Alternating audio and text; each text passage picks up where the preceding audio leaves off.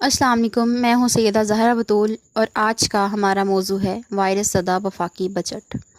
Virus سے تو آپ سبھی واقف ہی ہوں گے، لیکن میں کرونا وائرس کی بات نہیں کر رہی۔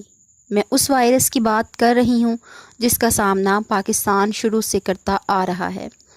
یہ ایک ایسا وائرس ہے جو امیروں کو تو نقصان نہیں پہنچاتا، البتہ غریب طبقہ اس کی زد میں آ جاتا ہے۔ یہ وائرس گندگی میں وقوع پذیر نہیں ہوتا، بلکہ اس کا جنم پاکستان کے معزز ترین ادارے قومی اسمبلی میں واقع ہوتا ہے۔ یہ ایسا وائرس ہے جس کا نقصان 200 کنال کے محلات میں رہنے والے معزز وزراء کو نہیں ہوتا، البتہ غریب محنت کش مزدور طبقہ ضرور خودکشی پر مجبور ہو جاتا ہے۔ یہ ہے ہر سال غریبوں کا خون چوسنے والا بجٹ۔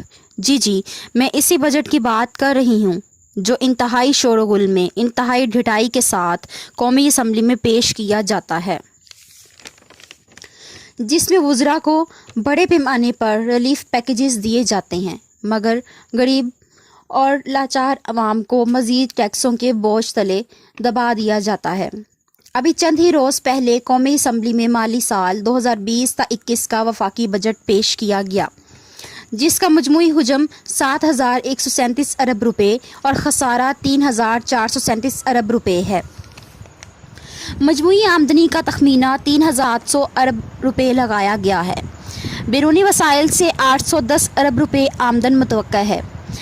ٹیکس ریونیو کا ہدف 4,963 ارب روپے رکھا گیا۔ تخمینہ لگایا گیا ہے کہ جی ڈی پی کی شرح نمو 2.1% رہے گی۔ بجٹ میں سرکاری ملازمین کی تنخواہوں اور پینشن میں کوئی اضافہ نہیں کیا گیا۔ صنعتوں اور پیداوار کے وفاقی وزیر حماد اظہر نے اپنی بجٹ تقریر میں کہا کہ کوئی نیا ٹیکس نہیں لگایا گیا۔ بجٹ میں ملکی اور غیر ملکی قرضوں پر سود کی ادائیگی کے لیے 2,950 ارب روپے رکھے گئے ہیں۔ ترقیاتی بجٹ 1,324 ارب روپے پر محیط ہوگا۔ دفاع پر 1,290 ارب روپے خرچ ہوں گے۔ نئے مالی سال میں 2,223 ارب روپے کے غیر ملکی قرضے حاصل کیے جائیں گے۔ بھاری فیسیں لینے والے تعلیمی اداروں پر 100% سے زائد ٹیکس لگایا گیا ہے۔ شناختی کارڈ پیش کرنے کی شرط 1 لاکھ روپے کی خریداری پر لاگو ہوگی۔ سی پیک منصوبوں کے لیے 118 ارب روپے رکھے گئے ہیں۔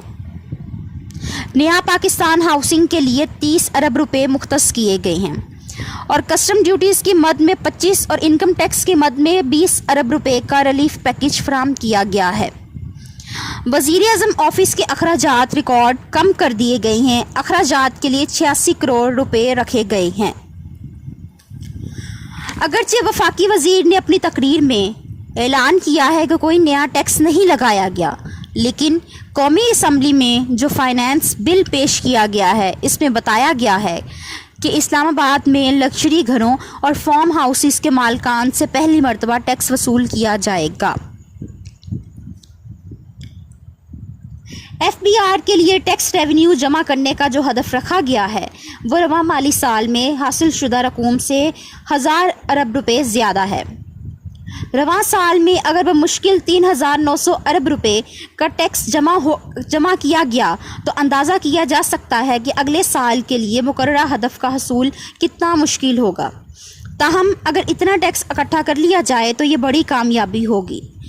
جی ڈی پی کی شرح نمو 2.1% رکھی گئی، لیکن عالمی ادارے سے ابھی یہ پیش گوئی کر رہے ہیں کہ یہ ہدف بھی حاصل کرنا مشکل ہوگا۔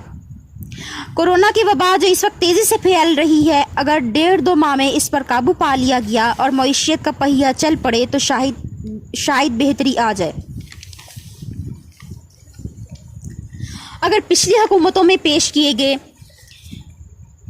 بجٹ کا موازنہ اس بجٹ سے کیا جائے تو بجٹ خسارے میں ہوش ربا اضافہ ہوا ہے، جس کا واضح طور پر نقصان پاکستان کی غریب عوام کو ہوا ہے۔ تبدیلی کے دعوے دھڑے کے دھڑے گئے جب امیروں کو امیر تر اور غریبوں کو غریب تر ہوتے ہوئے دیکھا۔ الغرض کرونا وائرس سے پہلے کئی دہائیوں سے پاکستان کی عوام غربت کی چکی میں پس رہی ہے، جس کا حل ہمیں ایک محب وطن شہری کی حیثیت سے سوچنا چاہیے، کیونکہ ہمیں پہلے خود کو بدلنا ہوگا، پھر یہ بوسیدہ نظام بھی بدلے گا۔ اب مجھے دیجیے اجازت۔ اللہ نگہبان۔ پاکستان زندہ باد۔